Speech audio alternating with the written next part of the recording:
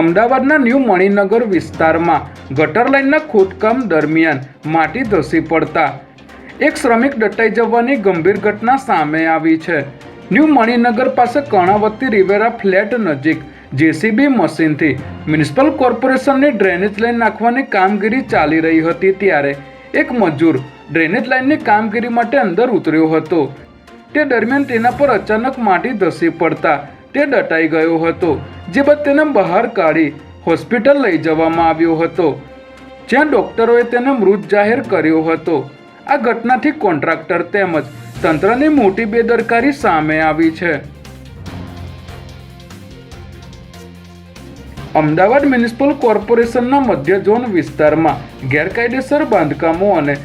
દબાણો દૂર કરવાની કામગીરી કરવામાં આવી છે, જેમાં કાલુપુર અને અસરવાના ગીચ વિસ્તારોમાં અનેક જગ્યાએ ગેરકાયદે બાંધકામો ઊભા કરવામાં આવ્યા હતા, જેને લઈને તંત્રએ નોટિસ આપ્યા બાદ પણ દબાણો દૂર કરવામાં આવ્યા ન હોવાથી મધ્ય ઝોનના એસ્ટેટ વિભાગ દ્વારા પાંચકુવા દરવાજા પાસે આવેલા રેવડી બજારમાં 7 જેટલી રોડ પરની ગેરકાયદેસર દુકાનો તોડી પાડવામાં આવી હતી, જ્યારે અસારવા વિસ્તારમાં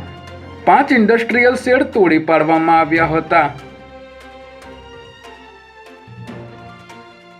અમદાવાદ શહેરમાં નશાના કાળા કારોબારમાં શહેરના એક ટ્રાફિક પોલીસ કોન્સ્ટેબલની સંડોવણી બહાર આવી છે,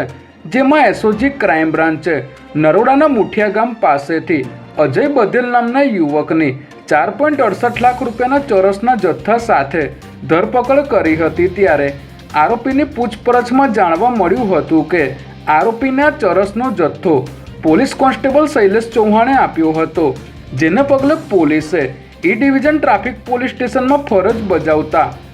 પોલીસ કોન્સ્ટેબલ શૈલેષ ચૌહાણની ધરપકડ કરી છે। શૈલેષ ચૌહાણે આ ચરસનો જથ્થો બિનવારસી મળ્યો હોવાનું જણાવ્યું હતું, જેના આધારે પોલીસે આગળની તપાસ હાથ ધરી છે।